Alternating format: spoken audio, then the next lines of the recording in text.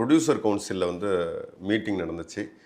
நிறைய புது புது சட்டங்கள் திட்டங்கள்லாம் கொண்டு வந்திருக்கீங்க. என்னெல்லாம் பேச்சுவார்த்தையில் தான் இருக்குது. இன்னும் நான் வந்து அது அதிகாரப்பூர்வமாக நான் தெரிவிக்க முடியாது. அவங்க சொன்னதை மட்டும் நான் சொல்கிறேன். பப்ளிக்கில் ஷேர் பண்ணது மட்டும் தான் நான் பேச முடியும். ஓடிடி விண்டோஸ் பொறுத்தவரையும் 8 வாரம் விண்டோவில் தான் ஓடிடியில் படம் வரணும் அப்படின்றது ஒரு டிஸ்கஷன் நடந்தது.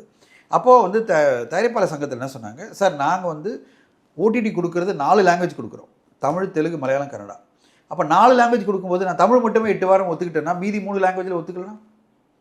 நாங்கள் விற்கிறதும் 4 லாங்குவேஜ் விற்கிறோம். ஓடிடியில் வந்து இது 8 வாரம் அது 4 வாரம் வந்தோன்னா வாங்க மாட்டாங்க. அவங்க என்ன சொல்லுவாங்க, 4 லாங்குவேஜ் எனக்கு 4 வாரத்தில் கொடுன்னு சொல்லுவாங்க, இல்லை 6 வாரமோ 8 வாரமோ சொல்லுவாங்க. அப்போ நான் எப்படி நெகோஷியேட் பண்ணுறது? ஸோ இதுக்கான வழி என்னென்னா, எல்லா சங்கங்களும் நாங்கள் மீட் பண்ணுறோம். அதாவது தெலுங்கு ப்ரொடியூசர் கவுன்சில், மலையாள producer council, Kannada producer council பேசிட்டு ஒட்டுமொத்தமாக ஒரு தீர்வு நாங்கள் எடுக்கிறோம். அது வரையும் எங்களுக்கு டைம் கொடுங்க அப்படின்னு சொன்னாங்க. அவங்க திரையரங்கு உரிமையாளர் சங்கமாக எடுத்துக்கிட்டாங்க. சரி, ஓகே, நீங்கள் டைம் எடுத்துகிட்டு எங்களுக்கு 2 வீக்ஸ்க்குள்ளே சொல்லுங்கள் அப்படின்னு சொன்னாங்க. இந்த 2 வீக்ஸ்க்குள்ளே ஒரு மீட்டிங் நடக்கணும். எல்லா சங்கங்களோட மீட்டிங் நடந்து ஒரு ஒருமித்த கருத்துன்னுவாங்கள்ல, யுனானிமஸாக ஒரு வியூவை எடுத்துகிட்டு தான் ஃபைனல் டிசிஷன் வரும். ஸோ இவ்வளோதான்.